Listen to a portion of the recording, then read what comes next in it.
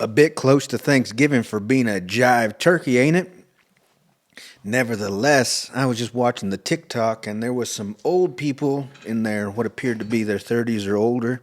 You can never tell with the zillennials and millennials if they're 15 or 50. Something wrong about that. In any case, they were discussing the idea of Asian and Latin Americans using the N word. Firstly, this stuff's pretty common sense. I think it used to be so simple. People just used to know things without being so silly. Of course, no older person is going to understand teenagers or younger people. It is because by nature, in our biology, the old person becomes ornery as they start to decay and dislike what the young people do. And it is in the nature of the young people to break the boundaries of language, dialect, and grammar rules go out the window. Young people like to fit into their little niches. They don't have to discuss so broadly or in their occupations to need to use formal English or any language for that matter. All across the world, this is happening every day. The tides go out, the tides come in, the sun comes up, and the sun goes down. It's just a natural occurrence of the world that some people don't seem to be registering. And so these people were wrapping their heads around the axle saying, how can these young people be doing this, using the N word and changing the word's meaning? Well, I don't know. Maybe if we asked somebody from the 14th or the 15th century what the word girl means, they would tell you that it just means small child and it had nothing to do with gender. Did you ever think about that? I mean, look it up. Take a look. It's in a book. Don't be stupid. Also, isoglosses, right? We used to know about people where they were from based on the way that they spoke. If they told you they were going to park the car, you assume they were from a different geographic area than you. If they spoke talking about y'all and yeehaw, then you figured out, they might not be from the West Coast. And if they use words like finna and y'all and whatever people from the Dixieland used to use, you would find out where they were from.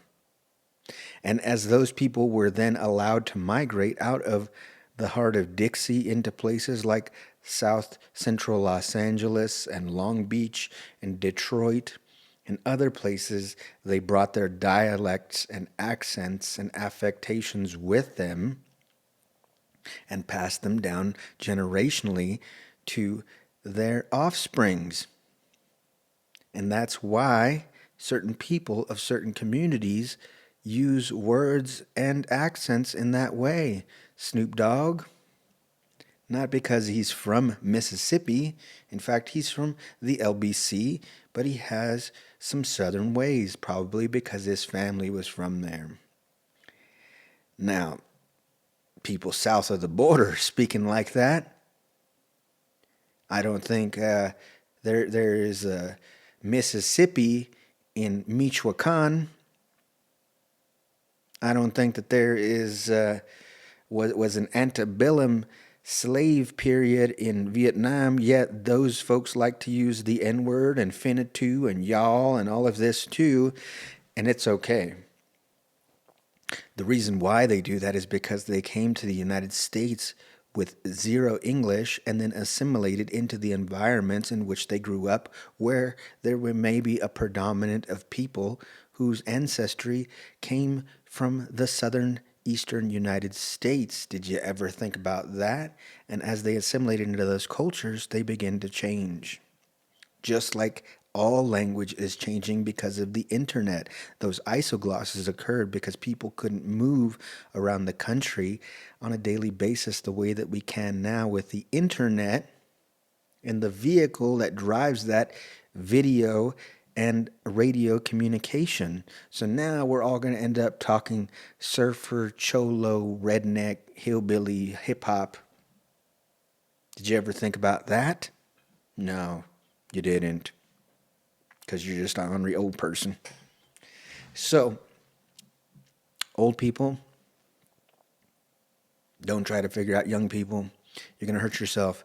Just know that this is the way of the world. Things change. We become obsolete and we move on. And that's it. And young people take over. Young people, although you may not think that some of those words have negative connotations, please do a history check before you decide to use which words and see if you morally feel obligated to omit some of them from your vocabulary before you decide to just start speaking like everybody else. Some words sting a little bit for some people. Know your audience and who you're around, and maybe refrain from using particular words in the presence of people who think of words differently than you. That's all I got for now. Thank you very much. See you next time, y'all.